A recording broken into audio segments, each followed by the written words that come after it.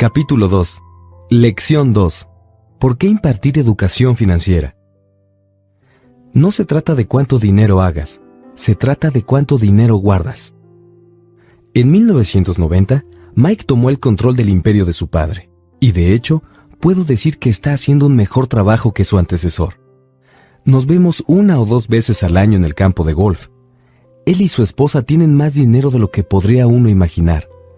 El imperio de mi padre rico está en las mejores manos, y Mike, a su vez, está preparando a su hijo para que tome su lugar, de la misma forma en que su padre nos preparó a nosotros. En 1994, a la edad de 47 años, me retiré. Kim, mi esposa, tenía 37. El retiro no significó dejar de trabajar, sino ser capaces de bloquear cambios catastróficos no previstos, lograr que nuestra fortuna crezca de forma automática y que siempre esté un paso adelante de la inflación. Nuestros activos son suficientemente grandes para seguir creciendo por sí mismos. Es como plantar un árbol. Lo riegas por años y luego, un buen día, ya no te necesita. Sus raíces están bien arraigadas y, ahora, él puede darte su sombra para que la disfrutes. Mike eligió dirigir el imperio y yo retirarme. Cada vez que hablo sobre dinero con diversos grupos de gente, suelen pedirme recomendaciones. ¿Cómo empiezo? ¿Qué libro me sugiere? ¿Qué debo hacer para preparar a mis hijos? ¿Cuál es su secreto para obtener éxito? ¿Cómo puedo generar millones? Y cada vez que escucho estas preguntas, recuerdo la siguiente historia. Los hombres de negocios más ricos. En 1923, un grupo selecto conformado por los líderes mejor posicionados y los hombres de negocios más ricos del país sostuvo una reunión en el Hotel Edgewater Beach en Chicago. Entre ellos se encontraban Charles Schwab, director de la mayor compañía acerera independiente; Samuel Insull, presidente de la empresa de servicio público más grande del mundo; Howard Hobson, director de la compañía de gas más importante; Ivar Kruger, presidente de International Match Company, una de las mayores empresas del mundo en aquel entonces; Leon Fraser, presidente del Banco de Acuerdos Internacionales; Arthur Cotton y Jesse Livermore, 2 de los más grandes especuladores de acciones; y Albert Fall, miembro del gabinete del presidente Harding. 25 años después, 9 de esos titanes terminaron su vida de la siguiente manera. Schwab murió sin un centavo tras vivir 5 años con dinero prestado. Insull murió en la bancarrota en el extranjero. Y Kruger y Cotton también murieron estando en quiebra. Hobson se volvió loco. Whitney y Albert Fall fueron liberados de prisión, y Fraser y Livermore se suicidaron. Dudo mucho que alguien pueda explicar qué le sucedió a estos hombres en realidad. Si observas la fecha, 1923, notarás que esto pasó antes del colapso de la Bolsa de Valores de 1929 y de la Gran Depresión, hechos que, sospecho, tuvieron gran impacto en estos hombres y sus vidas. El punto es que actualmente vivimos cambios mucho más notables y rápidos que los que experimentaron ellos. En mi opinión, en los años subsecuentes habrá muchos colapsos y estallidos que imitarán las subidas y bajadas que estos hombres enfrentaron. Por lo pronto, me preocupa que haya tanta gente enfocada en el dinero en lugar de en su educación. Si la gente está preparada para ser flexible, para mantener la mente abierta y para aprender, le será más fácil volverse cada vez más rica a pesar de la rudeza de los cambios. Pero si cree que el dinero resolverá los problemas, se enfrentará a muchas dificultades. La inteligencia resuelve los problemas y produce dinero, pero el dinero, sin inteligencia financiera, es dinero que desaparece pronto. La mayoría de la gente no comprende que en la vida no se trata de cuánto dinero hagas, sino de cuánto dinero guardes. Todos hemos escuchado historias acerca de ganadores de la lotería que eran pobres, se volvieron ricos y volvieron a ser pobres. Ganan millones, pero en muy poco tiempo vuelven a estar en donde comenzaron. O historias acerca de atletas profesionales que también obtuvieron millones siendo muy jóvenes y 10 años después están durmiendo debajo de un puente. Recuerdo muy bien la historia de un joven basquetbolista que tenía muchísimo dinero hace un año. Hoy, a los 29, declara que sus amigos, su abogado y su contador, robaron su dinero, por lo que se vio forzado a trabajar en un lavado de autos y a ganar el salario mínimo, de donde lo despidieron porque se negó a quitarse su anillo de campeonato mientras lavaba los autos. La historia se difundió a través de los noticieros de todo el país. Ahora el joven se encuentra apelando la decisión, argumentando privaciones y discriminación. Dice que el anillo es lo único que le queda y que si se lo robaran, lo destruiría por completo. Conozco a mucha gente que se volvió millonaria de forma instantánea, y aunque me alegra que las personas tengan cada vez más dinero, siempre les advierto que a la larga no se trata de cuánto dinero hagas, sino de cuánto puedes conservar y durante cuántas generaciones. Es por eso que cuando me preguntan, ¿cómo empiezo? Dime cómo volverme rico pronto. Muchos terminan decepcionados, pues les respondo lo que Padre Rico me dijo cuando era niño. Si quieres ser rico, tienes que recibir educación financiera. Esa era la noción que él me inculcaba cada vez que estábamos juntos. Como ya lo mencioné, mi padre pobre insistía en la importancia de leer libros, en tanto que mi padre rico insistía en la necesidad de la educación financiera. Si vas a construir el edificio Empire State, lo primero que tienes que hacer es cavar un agujero enorme y rellenarlo con materiales resistentes. Si vas a construir una casa en los suburbios, solo tienes que extender una placa de 6 pulgadas de concreto. En su deseo de volverse rica rápidamente, la mayoría de la gente trata de construir el Empire State sobre una placa de 6 pulgadas. Nuestro sistema escolar, creado en la era de la agricultura, continúa creyendo en casas sin cimientos. Los pisos sucios siguen de moda. Por eso los chicos se gradúan de la escuela prácticamente sin cimientos financieros. Un día, en el insomnio que los ataca en lo más interno de los suburbios, mientras viven el sueño americano, deciden que la respuesta a sus problemas financieros es encontrar la manera de hacerse ricos. Entonces comienzan la construcción de un rascacielos. Sucede rápido, por lo que muy pronto, en lugar de un edificio Empire State, lo que tenemos es la torre inclinada de los suburbios. Y en ese momento vuelven las noches de insomnio. Cuando Mike y yo llegamos a la edad adulta, pudimos elegir lo que deseábamos porque de niños nos enseñaron a construir cimientos financieros sólidos. Es posible que la contabilidad sea la materia más confusa y aburrida del mundo, pero si quieres ser rico a largo plazo, tal vez también sea la más importante. La pregunta de Padre Rico era cómo enseñarles a 2 niños una materia aburrida y confusa. La respuesta fue hacerla sencilla y enseñarla haciendo uso de imágenes. Mi Padre Rico vertió una capa de sólidos cimientos financieros para Mike y para mí, y como éramos niños, diseñó una manera sencilla de enseñarnos. Durante muchos años se dedicó a hacernos dibujos y utilizó pocas palabras. Mike y yo entendimos las imágenes, la jerga de las finanzas y el movimiento del dinero. Más adelante, Padre Rico añadió los números. Actualmente, Mike puede realizar análisis contables mucho más complejos y sofisticados porque tiene que dirigir su imperio. Mi imperio es más pequeño y por eso no soy tan sofisticado. Sin embargo, ambos procedemos de los mismos cimientos. En los siguientes minutos te explicaré de una forma sencilla los dibujos que diseñó el papá de Mike para nosotros. Aunque muy simples, estos sirvieron para guiar a 2 niños en la construcción de grandes cantidades de riqueza a partir de cimientos sólidos y profundos. Regla 1. Debes conocer la diferencia entre un activo y un pasivo y adquirir activos. Esto es lo único que necesitas saber si deseas ser rico. Es la regla número 1. Es la única regla. La mayoría de la gente no tiene idea de cuán profunda e importante es, a pesar de lo absurdamente sencilla que suena. Casi todo mundo tiene problemas económicos porque no sabe cuál es la diferencia entre un activo y un pasivo. La gente rica adquiere activos. Los pobres y la clase media adquieren pasivos a los que consideran activos, solía decir Padre Rico. Cuando Padre Rico nos explicó esto a Mike y a mí, pensamos que bromeaba. Ahí estábamos los dos, casi a punto de ser adolescentes y todavía esperando el secreto para volvernos ricos. Y esa fue su respuesta. Era tan sencilla que hicimos una larga pausa para reflexionar. ¿Qué es un activo?, preguntó Mike. No te preocupes ahora por eso, dijo Padre Rico. Solo permítete asimilar la idea. Si puedes entender su simplicidad, habrá un plan en tu vida y esta será más sencilla en el aspecto financiero. Es tan simple que por eso mucha gente no entiende esta noción. ¿Quiere decir que lo único que necesitamos saber es qué son los activos y adquirirlos? ¿Y entonces seremos ricos?, pregunté. Padre Rico asintió. Es así de simple. Si es tan simple, ¿por qué no todo el mundo es rico?, cuestioné. Padre Rico sonrió. porque la gente no sabe la diferencia entre un activo y un pasivo. Recuerdo que también le pregunté, ¿por qué están tan confundidos los adultos? Si es así de sencillo, si es tan importante, ¿por qué no todo mundo está interesado en averiguarlo? A Padre Rico solo le tomó unos minutos explicarnos qué eran los pasivos y los activos.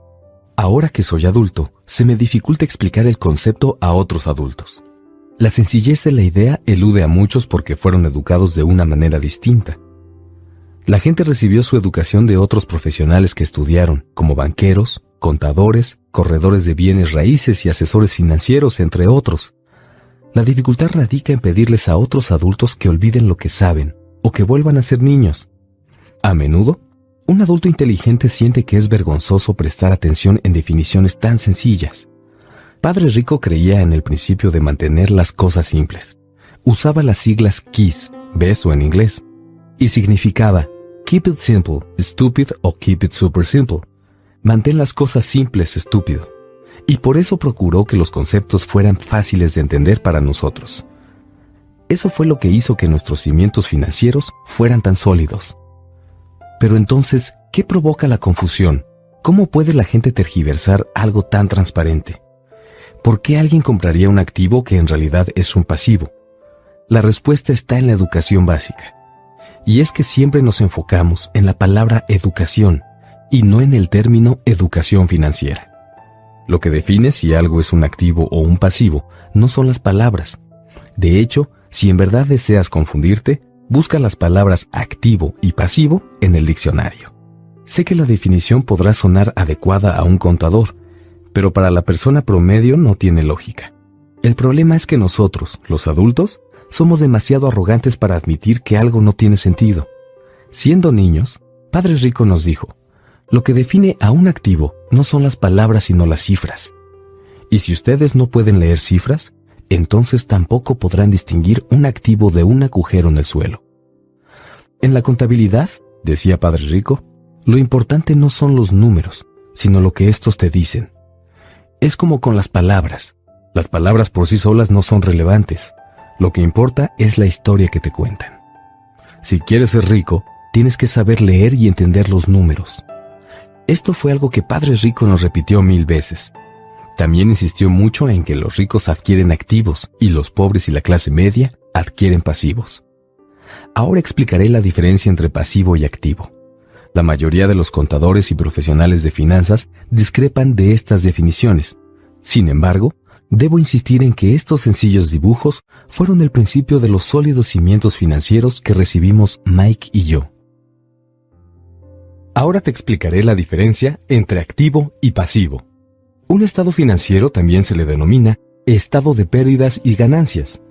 En él se miden el ingreso y el gasto, el dinero que entra y que sale. Por otro lado, existe un balance general. Se le llama así porque compara los activos con los pasivos. Muchas personas, inexpertas en finanzas, no conocen la relación que existe entre el estado financiero y el balance general, pero es fundamental entenderla. Tal como dije, cuando éramos niños, Padre Rico solo nos explicó que los activos ponen dinero en tu bolsillo. Concreto, sencillo y práctico. En pocas palabras, un activo es algo que pone dinero en tu bolsillo. Un pasivo es algo que saca dinero de él. Básicamente, esto es todo lo que necesitas saber. Si quieres ser rico, necesitas pasarte la vida comprando activos. Si quieres ser pobre o pertenecer a la clase media, pásate la vida comprando pasivos. Los problemas económicos surgen debido a que la gente no cuenta con educación, ni en lo que se refiere al lenguaje, ni a los números. Si una persona tiene problemas financieros, es porque hay algo que no entiende, ya sea en palabras o en números. Es por eso que si deseas ser rico y conservar tu fortuna, es importante que recibas educación financiera en el aspecto del lenguaje y en el de los números. Otro término que debes conocer es flujo de efectivo. Pero, ¿qué es? Es la forma en que el efectivo se mueve entre el estado financiero y el balance general. Los números por sí mismos no significan mucho, son como las palabras fuera de contexto. Lo que cuenta es la historia. En lo que se refiere a reportes financieros, la lectura de las cifras equivale a identificar el argumento, es decir, la historia sobre hacia dónde fluye el dinero. En el 80% de las familias, la historia financiera describe trabajo arduo por venir. Por desgracia, este esfuerzo será infructuoso porque esas mismas familias pasarán su vida comprando pasivos en lugar de activos. Ahora veremos la diferencia del patrón de flujo de efectivo de una persona pobre, una persona de clase media y una persona rica. 1. Una persona pobre va a destinar su salario en gastos básicos como impuestos, renta, alimentos, transporte y ropa, y no va a poder tener un ahorro. 2. Una persona de clase media va a gastar más de su salario en gastos como impuestos, hipoteca, mensualidad del auto, pago a tarjetas de crédito, pago de colegiatura, etc. 3. Una persona rica va a hacer todo lo contrario, ya que no depende solo de un salario, sino de otro tipo de ingresos como inversiones, bonos, acciones, bienes raíces, etc., pero que tiene de igual manera gastos como hipoteca, préstamos personales, tarjetas de crédito, certificados, propiedades intelectuales, etc. Resulta obvio que estos ejemplos que te di están sumamente simplificados. Todo mundo tiene gastos diarios y necesita alimento, refugio y ropa. El flujo de efectivo es lo que cuenta la historia acerca de cómo las personas manejan su dinero. Empecé hablando sobre los hombres más adinerados de los Estados Unidos, porque quería ilustrar la gran falla que implica creer que el dinero puede resolver cualquier problema. No es verdad. Por eso me da mucha pena cada vez que la gente me pregunta cómo empezar o cómo puede volverse rica rápidamente.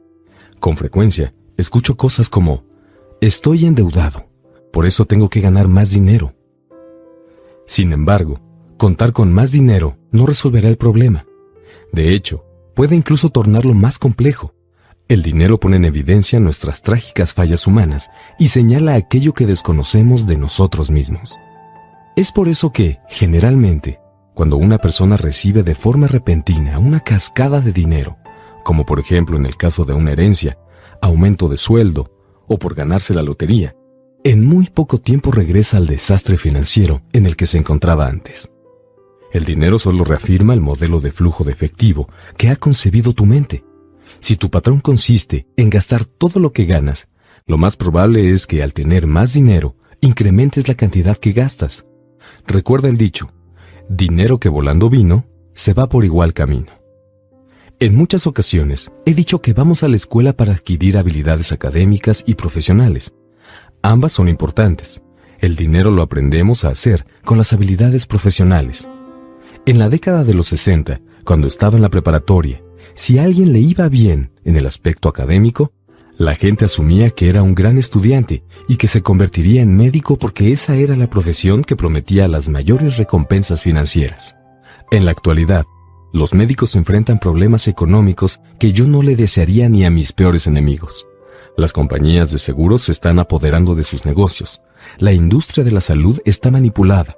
El gobierno interviene y además abundan las demandas por negligencia. Hoy en día los niños quieren convertirse en atletas famosos, en estrellas de cine o de rock, en reinas de belleza o directores de grandes empresas, porque esas son las profesiones que proveen fama, dinero y prestigio. Es por esto que cuesta tanto trabajo mantener motivados a los chicos en las escuelas. Ellos saben que el éxito profesional ya no está vinculado exclusivamente al académico, como alguna vez lo estuvo. Debido a que los estudiantes abandonan la escuela sin habilidades financieras, millones de personas con preparación académica logran ejercer su profesión con éxito, pero más adelante siempre enfrentan problemas económicos. Trabajan con más ahínco, pero siguen estancadas. Y es que lo que hace falta en su educación no es el conocimiento sobre cómo hacer dinero, sino cómo manejarlo. A esto se le llama aptitud financiera. Es lo que haces con el dinero en cuanto lo recibes, cómo evitas que otros te lo quiten, saber conservarlo por más tiempo y cómo hacer que trabaje intensamente para ti. La mayoría de la gente no entiende por qué tiene problemas económicos, porque tampoco entiende la mecánica del flujo de efectivo. Es decir, hay quienes tienen una sólida preparación académica y son exitosos en el ámbito profesional, pero como carecen de educación financiera, tienen que esforzarse mucho más de lo que deberían, porque eso es lo único que aprendieron a hacer, y desconocen cómo lograr que el dinero trabaje duro para ellos. La búsqueda del sueño financiero se transforma en una pesadilla. La típica historia de la gente que trabaja con ahínco es un patrón en sí misma. Las jóvenes parejas de felices recién casados con preparación académica se mudan a sus departamentitos rentados. Ya allí, descubren que están ahorrando porque son dos personas viviendo en el mismo lugar por una sola renta. El problema es que el departamento es pequeño y la pareja no tiene suficiente espacio. Así, deciden capitalizar el ahorro y se fijan como meta comprar su casa soñada, el nido para tener hijos. Ahora cuentan con 2 sueldos y comienzan a enfocarse en sus carreras. Sus ingresos se van incrementando y a medida que sucede, los gastos también aumentan. Los impuestos representan el mayor gasto para casi toda la gente. Muchos creen que el impuesto que más los despoja es el impuesto por ingresos. Sin embargo, entre los estadounidenses es el de seguridad social.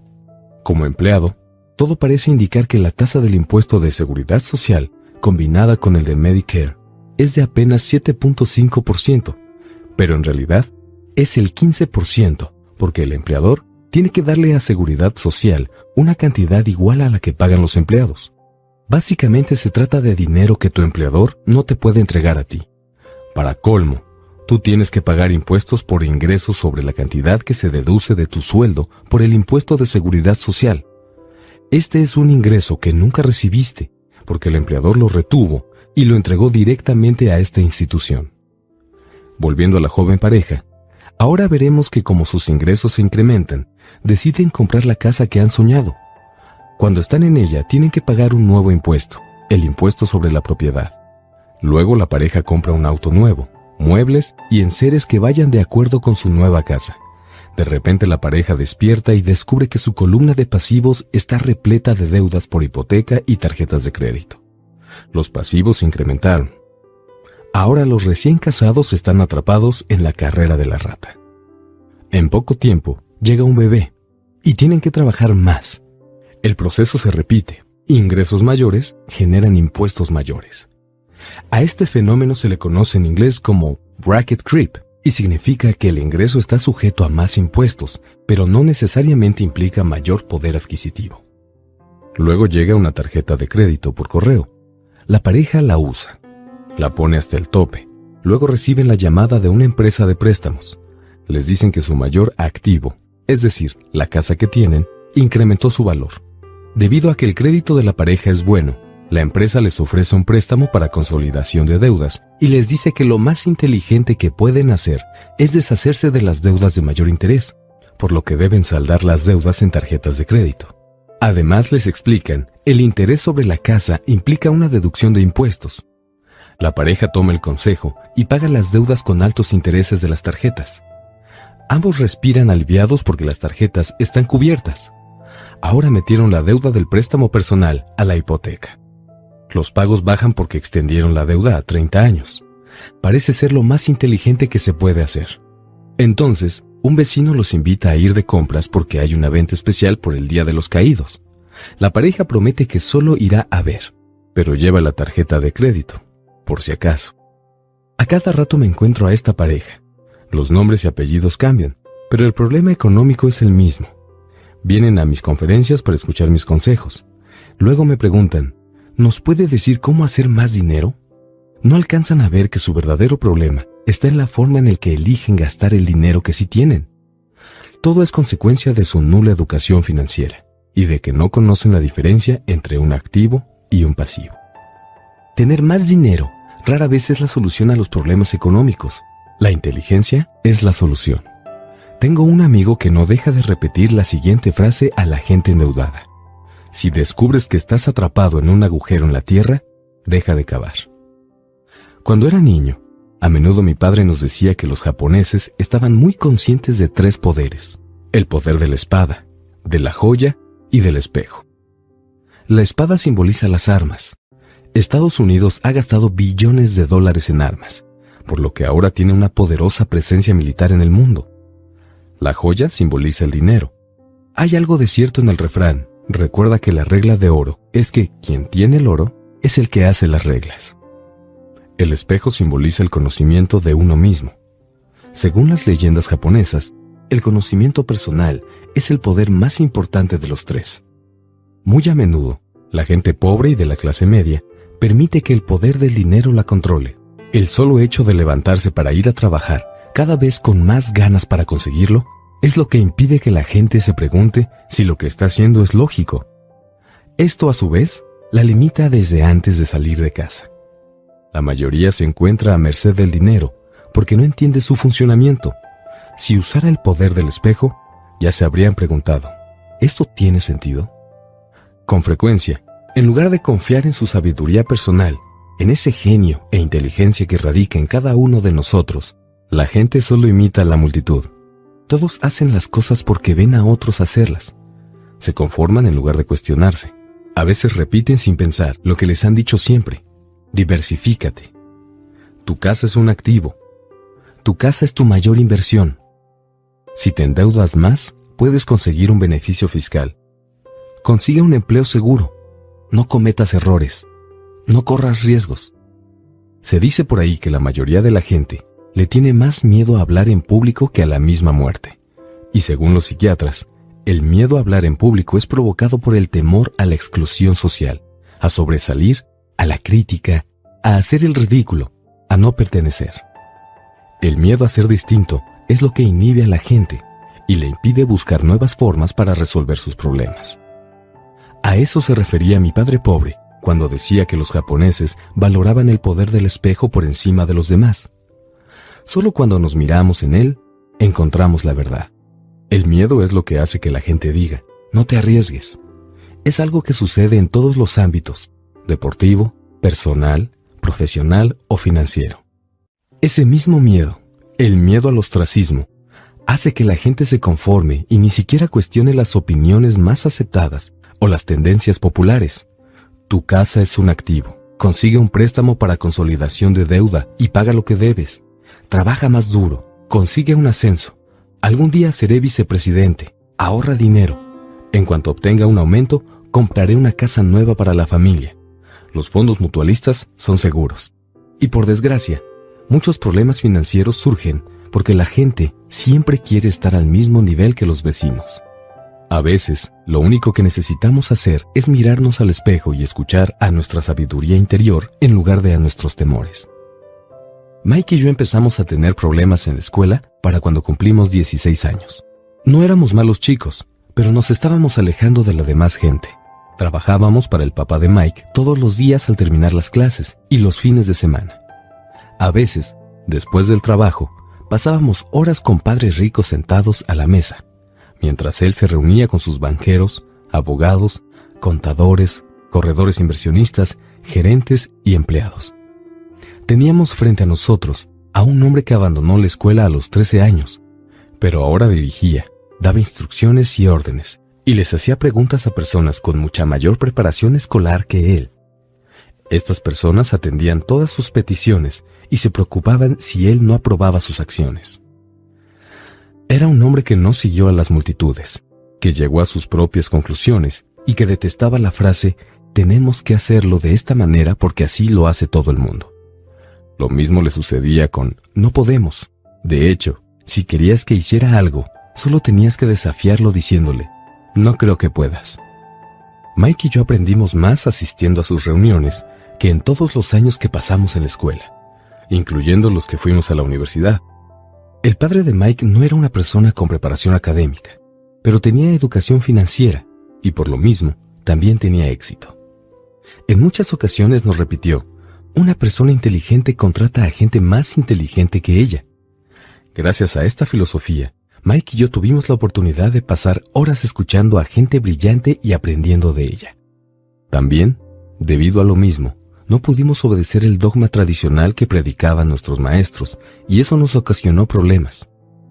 Cada vez que el maestro decía, si no sacan buenas calificaciones, no les va a ir bien en el mundo real, Mike y yo arqueábamos las cejas. Cuando nos decían que debíamos obedecer procedimientos y no despegarnos de las reglas, nos dábamos cuenta de que en la escuela no alentaban la creatividad. Fue entonces que empezamos a entender por qué Padre Rico nos decía que las escuelas estaban diseñadas para producir buenos empleados en lugar de buenos empleadores. A veces, Mike o yo les preguntábamos a nuestros maestros de qué manera íbamos a poder aplicar en el mundo real lo que estábamos estudiando ahí, o por qué nunca hablábamos sobre el dinero y la forma en que funcionaba. A esta segunda pregunta, casi siempre nos contestaban que el dinero no era importante, que si ejercíamos nuestra profesión con excelencia, éste llegaría por sí solo. Obviamente, entre más aprendíamos acerca del poder del dinero, más nos alejábamos de nuestros maestros y compañeros. Mi padre pobre nunca me presionó respecto a las calificaciones. No obstante, discutimos mucho acerca del dinero. Creo que para cuando cumplí 16 tenía bases más sólidas en lo que se refiere al dinero que él o mi madre. A esa edad ya podía llevar libros contables y entender de qué hablaban los contadores fiscales, abogados corporativos, banqueros, corredores de bienes raíces e inversionistas, entre otros. Mi padre pobre, por otra parte, solo hablaba con otros maestros. Un día me dijo que nuestra casa era su mayor inversión, pero cuando le expliqué por qué pensaba que no era así, tuvimos una discusión bastante desagradable. Su percepción era que para él, su bien inmueble era un activo, mientras que para mi padre rico era un pasivo. Recuerdo el día que le expliqué a mi padre pobre cómo era el flujo de efectivo. También le enseñé los gastos secundarios que implicaban ser dueño de una casa como pago de la hipoteca, impuestos sobre la propiedad, seguro, mantenimiento, servicios, etc. Un inmueble de mayor tamaño significaba más gastos, por lo que el flujo de efectivo continuaba saliendo en gasto. Hasta la fecha, la gente continúa cuestionándome respecto a mi noción de que una casa no es un activo.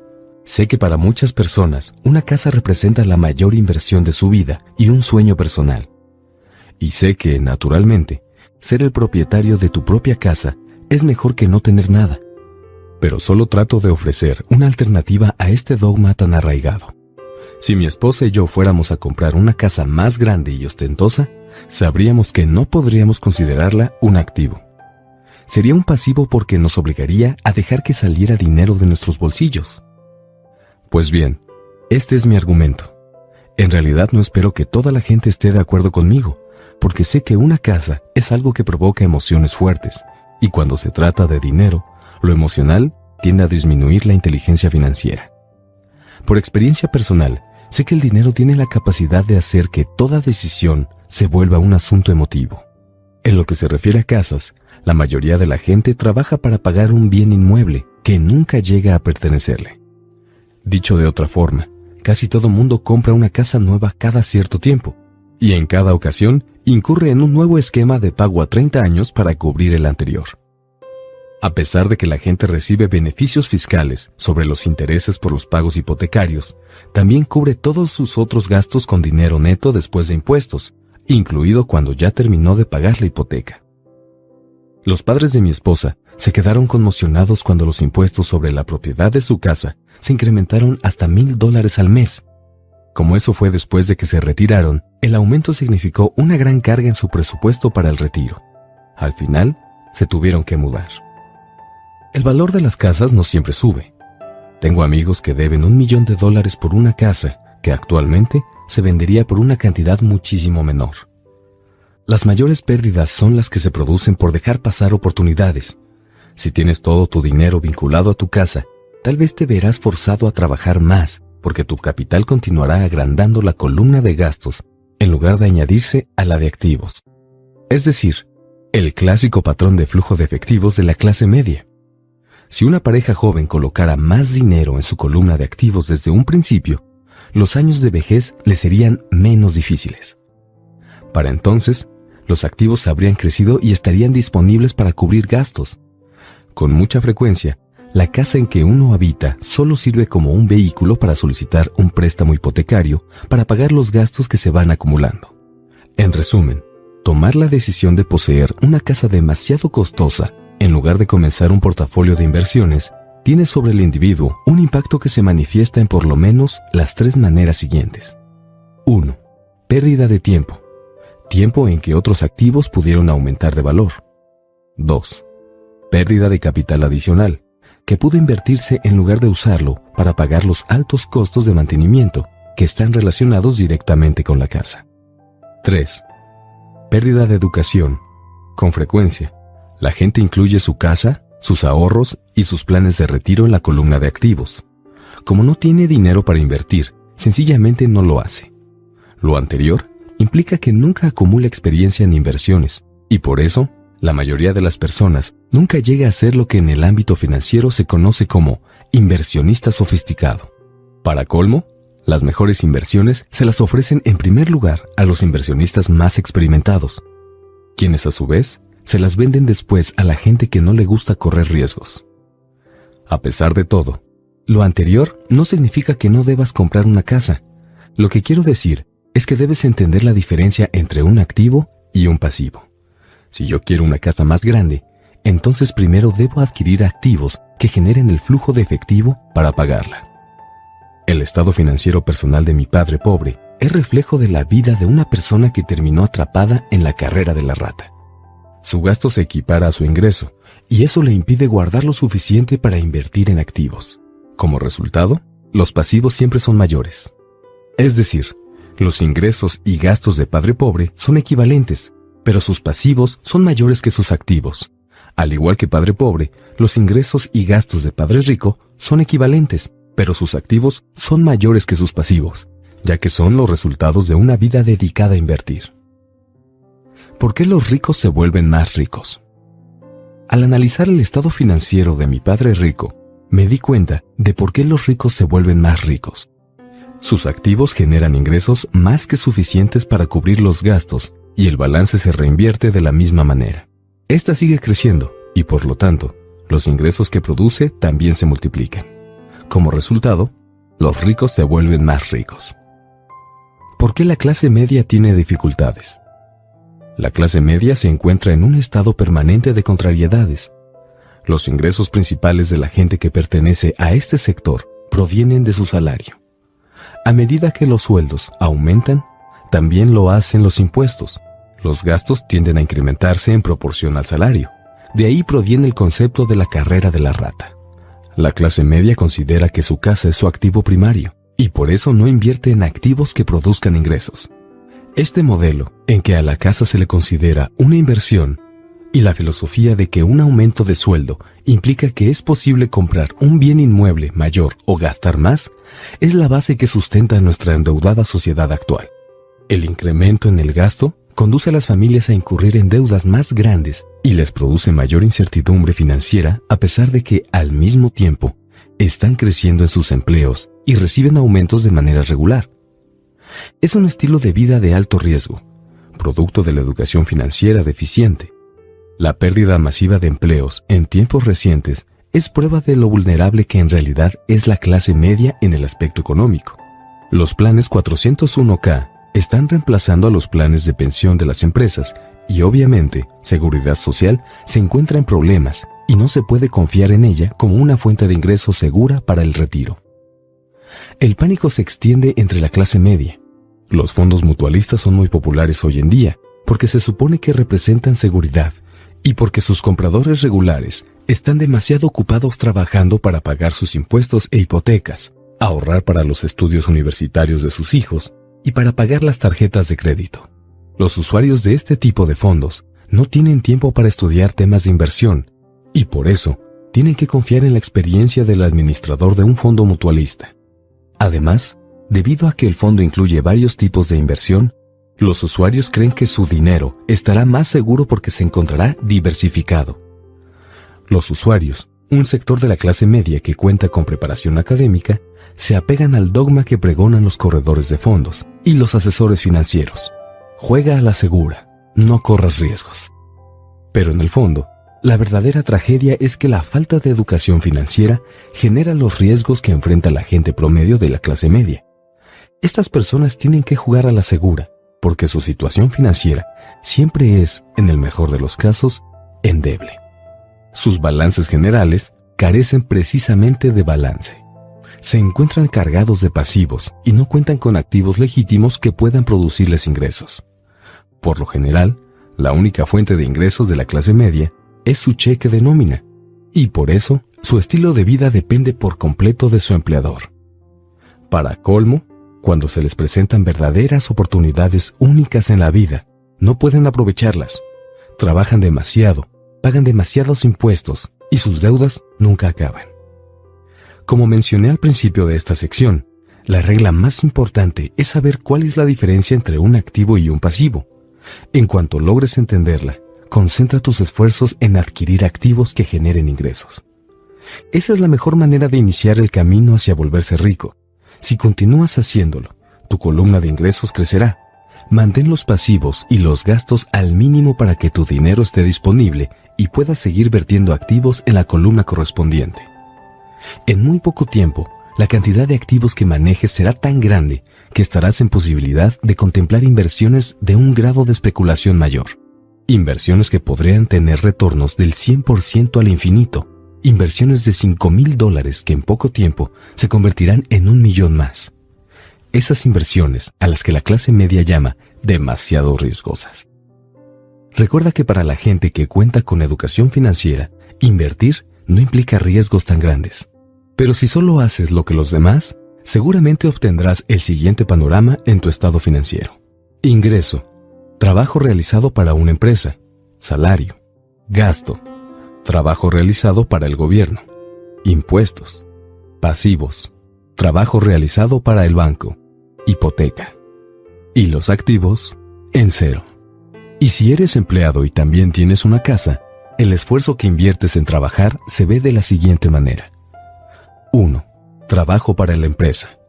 Los empleados hacen que quien se enriquezca sea el dueño del negocio o los socios, pero nunca ellos mismos.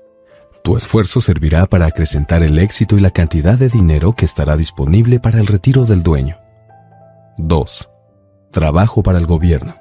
El gobierno toma su tajada de tu cheque de nómina, incluso antes de que le pongas las manos encima. Al trabajar con más ahínco, solo incrementas la cantidad de impuestos que el gobierno toma. En general, el trabajo que realiza la mayoría de la gente de enero a mayo es para cubrir lo que tiene que pagarle al gobierno. 3. Trabajo para el banco. El siguiente mayor gasto, después de pagar impuestos, es usualmente el que corresponde al pago de hipoteca y deuda en tarjetas de crédito. El problema de trabajar cada vez más es que cada uno de estos 3 niveles implican que cedas una porción más grande de tu esfuerzo. Tienes que aprender a hacer que el aumento en tu trabajo te beneficie a ti y a tu familia de manera directa. ¿Cómo deberás fijar tus metas cuando al fin decidas concentrarte en tu propio negocio? Es decir, enfocar tus esfuerzos para conseguir activos en lugar de un cheque más grande. La mayoría de la gente tiene que conservar su empleo y continuar dependiendo de su sueldo para poder enfrentar la adquisición de activos. Y a medida que crezcan los activos, ¿cómo se medirá el alcance del éxito obtenido? ¿Cómo puede saber una persona que ya es rica, que ya alcanzó la riqueza? Además de tener mis propias definiciones para los conceptos activos y pasivos, también tengo una noción específica de la riqueza.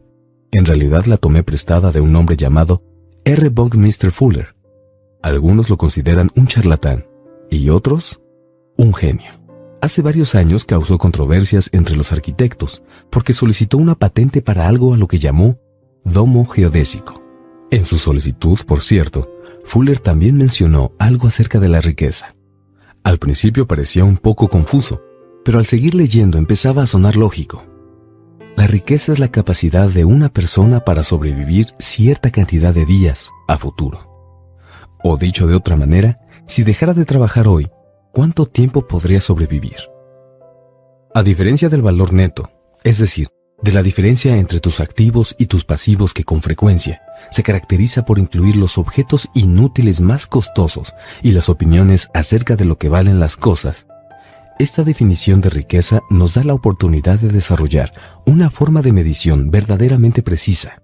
En este momento, yo podría medir y saber en dónde me encuentro en relación con mi objetivo de volverme independiente en el aspecto económico. A pesar de que el valor neto de una persona a menudo incluye activos que no producen efectivo, como artículos que compraste alguna vez y ahora están empolvándose en el garage, la riqueza mide cuánto dinero está produciendo tu propio dinero y, por tanto, cuál es tu capacidad de supervivencia financiera. La riqueza es la medida del flujo de efectivo de la columna de activos, comparada con la de la columna de gasto.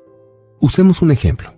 Digamos que en mi columna de activos tengo un flujo de efectivo de $1,000 al mes y que mis gastos mensuales ascienden a $2,000. ¿Cuál es mi riqueza? Volvamos a la definición de Buckminster Fuller ¿cuántos días puedo vivir de aquí en adelante de acuerdo con esta medición? Si considero meses de 30 días, entonces tengo un flujo de efectivo suficiente para medio mes.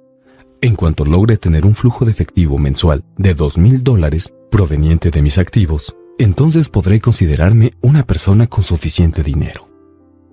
Así pues, aunque todavía no sea rico, sí tengo lo necesario para vivir. Ahora cuento con ingresos mensuales, producto de mis activos, que cubren los gastos por esa misma cantidad de tiempo. También observa que en este punto ya no dependo del sueldo. Me enfoqué en construir una columna de activos que me hiciera independiente en el aspecto económico, y lo logré. Si en este momento renunciara a mi trabajo, podría cubrir mis gastos mensuales con el flujo de efectivo que generan mis activos. Mi siguiente objetivo sería reinvertir el exceso de flujo de efectivo en la columna de activos. Entre más dinero va a esa columna, más crece esta.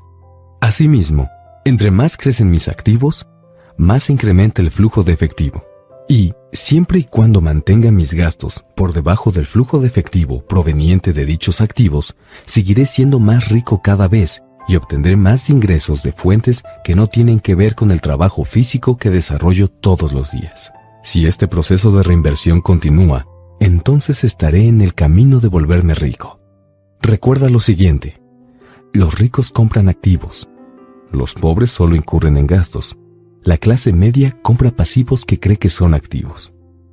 Entonces, ¿cómo empiezo a enfocarme en mi propio negocio para dedicarme solo a él? ¿Cuál es la respuesta? Escucha al fundador de McDonald's en el siguiente capítulo.